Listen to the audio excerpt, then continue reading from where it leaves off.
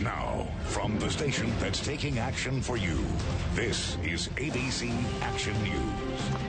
Good Thursday morning, 7:24 now. We'll get a check on traffic in a couple of minutes. But first this morning, the man accused of killing 4 people, including 2 Tampa police officers, will be arraigned today. Courthouse officials are expecting a packed courtroom. Our Ellen McNamara is live in downtown Tampa now. First, but everyone's very excited about it. I know where you're going. Is everyone looking at those websites that promise designer shoes at steep discounts? And everybody wondering, do you really get what you pay for? And you don't get it, do you? Online. It all began after an 11-year-old girl posted videos on YouTube. Her family says they sparked a nightmare of pranks and death threats. Police are now looking into what they say could amount to a cyber stalking case. Andrea Canning spoke with the family in a GMA exclusive. My life, okay? Jessi Slaughter's jaw-dropping YouTube videos are so controversial. You know, I'll pop a Glock in your mouth and make a brain slushy. They've made her the victim of death threats at just 11 years old. Jealous? You know what? To say that you guys have ruined my life. No, I would never think it would got to this point. Now speaking only to GMA with her parents, Jean and Diane, it's the first time the 7th grader has been out in public since her videos ignited a firestorm. I will post some in the bar. Why so much profanity in the videos? It's just, I had no words running through my mind. It was all done live, and that was just a way to get out my anger. Slaughter says she turned her webcam into a weapon in retaliation over online postings about her alleged sexual history. And if you guys consider and freaking label me, then you guys are the actual posers, and I'm not a poser. Not helping matters, her father joined in with a tirade of his own. This is from her father. You bunch of lying, no good punks. And I know who it's coming from because I back-traced it. As a father, I was just trying to support my daughter and get people to stop hating.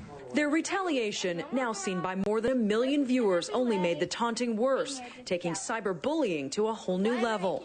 When this first started, we were very afraid. I've been getting a lot of death threats. Online people accused me of molesting my daughter. Slaughter says she was sent to a mental health facility after the authorities believed she might be suicidal. She says she isn't, but can see how a tween could be pushed over the edge.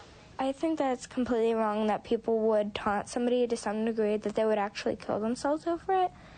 And that's actually completely wrong, and whoever is doing it should be locked away for a really long time over it. Now Jessi Slaughter, which is actually her screen name, is about to enter counseling. But these viral videos may just end up haunting her forever. For Good Morning America, Andrea Canning, ABC News, Palm Coast, Florida. And again, she was using her screen name, not her real name. Joining us now to talk about what parents and families can do to deal with extreme cyberbullying, we have our internet security expert, Perry Aftap, joining us from, looks like you're in San Francisco this morning. Good to see you, Perry. And family therapist. I am always good to see you, too. Great. And family therapist Terry Real is here with us in the studio. Where do we begin? Oh, man, what a case. What a case. It's just amazing. And Perry, I know that you have spent a lot of time looking into this, but this just seems so out of control. Well, I run StopCyberbullying.org, as you know, Robin, and the internet safety charity Wired Safety. And a lot of kids are frustrated, and their parents are frustrated, so they don't know what to do. And sometimes you get things like this. But when you do this, you're the next cyberbully. So what we need to do is teach parents what to do and teach kids what to do when it happens. Well, let's teach parents right now what to do, because you saw her father, this little 11-year-old's father, on video too, screaming. His daughter is crying. Tell us the proper way to respond to cyberbullying. Absolutely. Stop, block, and tell. You teach your kids to stop and not answer back, not reply, not post anything online, to block the person or the message, and to tell a trusted adult. Then the adults have to be trustworthy. And we teach them both, adults and kids, to take 5. Put down the mouse for 5 minutes and do something that will help you regain balance and perspective. At some point, we need to have an adult in charge. Yeah, we do. Well, Terry, I know you're sitting over here just wanting to weigh in. Yeah. I mean, this is about violence breeding violence. You know, the whole culture of kids, and I know it's been said before, but rap music, the way she speaks about putting a Glock in somebody's mouth, it's about retaliation breeding getting retaliation on all sides, but the whole thing just gets so blown up because of the internet. Well, tell us how this can affect, she's 11 years old. We've seen teens that are doing this too. The effect that it has on them, because the internet, you can be anonymous. That's the point. Go after people. You know, it's a double-edged sword because the victim has no privacy and the bully can be anonymous. So it blows up on both sides. You have kids posting things on Facebook that they shouldn't be posting, and then you have thousands of people responding. Just the sheer weight of the number is a trauma to the kid. We heard at the end of Andrea's piece that this young girl is going to get some counseling, which is good to hear. What advice do you have for her and her parents? Well, first of all, prevention is worth a pound of cure.